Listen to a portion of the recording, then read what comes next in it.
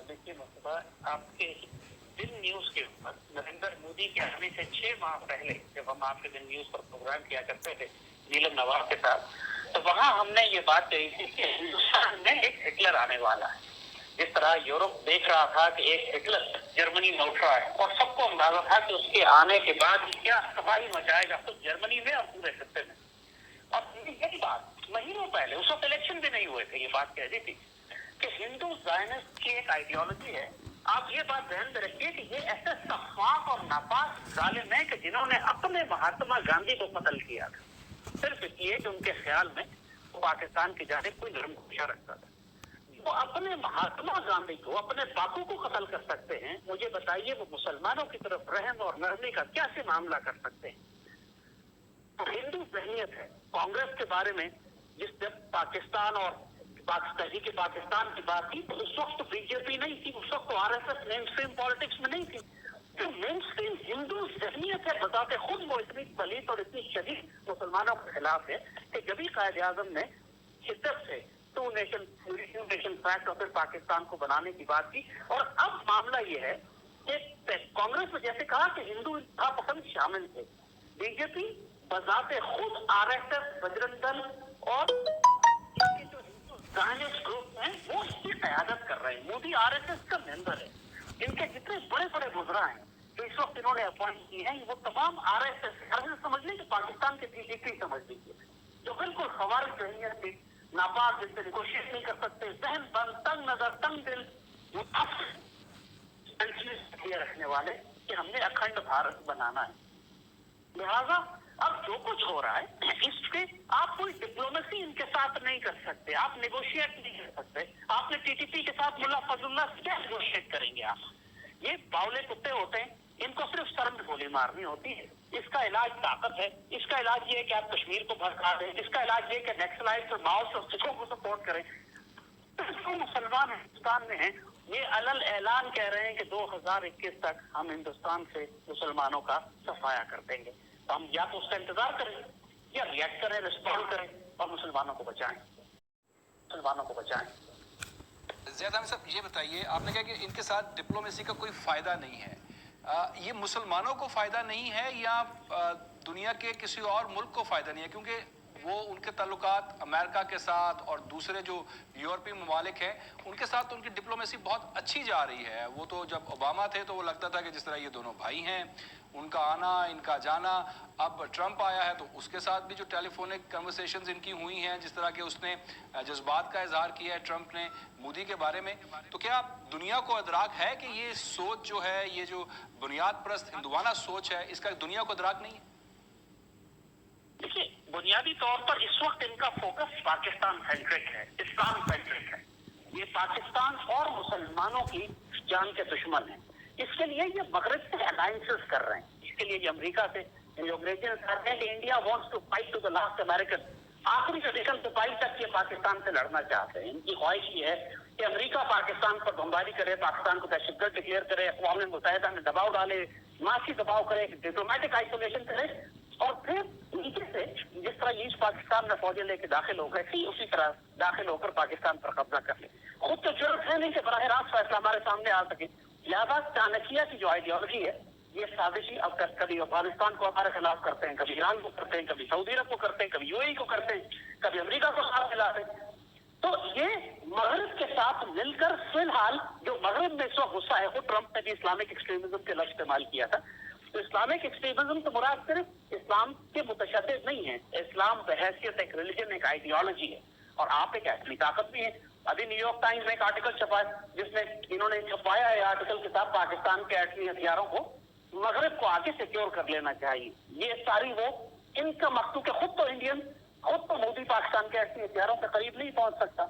अब ये चाहता है अक़वाम मुत्तहिदा के जरिए, जैसे इराक के वेपन्स ऑफ मास डिस्ट्रक्शन थे, शाम के जैसे केमिकल वेपन्स थे, इस किस्म का एक ड्रामा बनाकर अक़वाम मुत्तहिदा के जरिए पाकिस्तान के एटमी प्रोग्राम पर दबाव डाला जा सके। तो इनका फिलहाल मोदी का ऑब्जेक्टिव ये है कि पाकिस्तान को न्यूट्रलाइज करे और इंडिया के अंदर मुसलमानों को खत्म करे। इसके अलावा मगरबी दुनिया से ताल्लुकात बहुत अच्छे रखे हुए हैं। लेकिन हम ये भी देखते हैं ज़ैद हामिद साहब, بلکہ ایک ویڈیو جو ہے وہ بھی ہم ساتھ ساتھ پلے کر رہے ہیں کہ یہ صرف مسلمانوں کے ساتھ ہندوستان میں نہیں ہو رہا، یہ تو خود ہندوؤں کے ساتھ، جو نچلی ذات کے ہندو ہیں، ایون کہ جو کرسچنز ہیں، ان کے ساتھ بھی اسی قسم کے واقعات وہاں پہ ہو رہے ہیں۔ بلکہ جو مغربی دنیا سے کچھ لوگ آتے ہیں یہاں پہ سیاحت کے نام پر، ان کے ساتھ بھی بہت ہی جو سلوک ہے وہ اس قسم کا ہو رہا ہے کہ جس طرح لگتا ہے کہ بالکل آج سے 10 سال پہلے کا ہندوستان اور آج کا ہندوستان جو ہے وہ بالکل دو مختلف ہمیں تصویریں جو ہے وہ نظر آتی ہیں۔ کیا صرف مسلمانوں کے حوالے سے یہ ہو رہا ہے یا خود جو نچلی ذات کے ہندو ہیں ان کے ساتھ بھی یہ حکومت یہی سلوک کر رہی ہے؟ دیکھیے جو ہندو زائنسٹ ہیں یہ بذات ہے ایک تو نظریاتی طور پر شدید مسلمان مشرک ہیں، مسلمانوں کے دشمن ہیں، مگر ساتھ ساتھ ان کی چونکہ یہ چھوت پہ اور ذات پات پہ مبنی ایک پورا معاشرہ ہے، لہٰذا 40-50 کروڑ جو ان ٹچبلز ہیں انڈیا میں، دلت ہیں، شودر ہیں، وہ جن کو یہ ہاتھ نہیں لگاتے، ان کی زندگی کو بھی انہوں نے آزاد کیا ہوا ہے۔ ساتھ عیسائیوں کے ساتھ بھی وہ یہی سلوک کر رہے ہیں۔ اور جس طرح آپ نے کہا کہ پاکستانیوں کا تو نام بھی اگر آ جائے، کوئی ہمارے کپڑے پہ پاکستان لکھا ہوا ہو یا ہمارا کوئی ایکٹر ایکٹریس کے گانے سے گانے والا چلا جائے، وہاں پر کھلاڑی چلا جائے، ان کو جو تن بدن میں آگ لگتی ہے، مگر ان کا جو فوکس ہے وہ ہندوائزیشن آف انڈیا ہے۔ اور ہندوائزیشن سے بھی ان کی مراد یہ ہے کہ برہمن کلاس جو ہے، جو ان کی ٹاپ ہائرارکی کے اندر جو سب سے اوپر کی جو کلاس ہے، جو نظریاتی طور پہ ہندو زائنسٹ ہے اور کلاس میں برہمن ہے، وہ رول کرے ادھر about probably 5 to 10% of Indian society, لیکن they control the entire Indian society, the wealth, the armed forces, the power, the finances.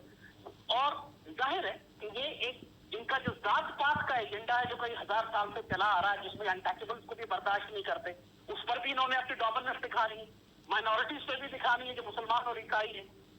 اور اب آپ دیکھیں گے کہ کچھ عرصے میں جس طرح سکھ بغاوت کر، کیونکہ اب سکھوں نے ان کی اصلیت دیکھ لی ہے۔ واحد ایک ملیٹنٹ مارشل ریس جو انڈیا میں پہلے تھی وہ سکھ تھے، جنہوں نے 47 میں غلطی کی کہ انڈیا کا ساتھ دیا، ناؤ دے آر ریئلائزنگ ہم سے غلطی ہو گئی۔